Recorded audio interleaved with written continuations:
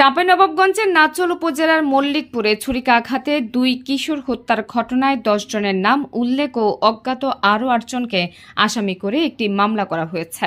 বুধবার রাতে নিহত মাসুদ রানার বাবা এজাবুল হক বাদী হয়ে মামলাটি করেন। হত্যাকাণ্ডের পর আটক 2 জনকে ওই মামলায় গ্রেপ্তার দেখানো হয়েছে। নাচল থানার ভারপ্রাপ্ত কর্মকর্তা মনিরুল ইসলাম বৃহস্পতিবার সকালে এ তথ্য নিশ্চিত করেছেন। তিনি বলেন, মঙ্গলবার রাতে উপজেলার মল্লিকপুরে ছুরিকাঘাতে মারা যান একই উপজেলার খোলসি গ্রামের এজাবুল হকের ছেলে মাসুদ রানা ও চাঁদপাড়ার আব্দুর রহিমের ছেলে রায়হান আলী। ওই ঘটনায় আহত হয়েছেন আরও 4 জন।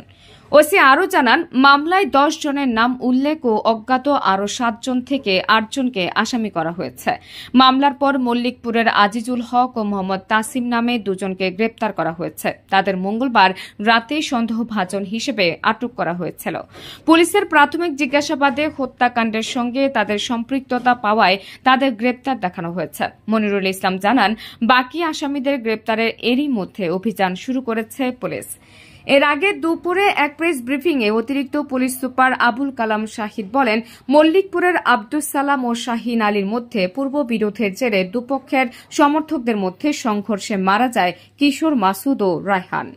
নাহার নিশি, সিএন বাংলা, ডেস্ক রিপোর্ট।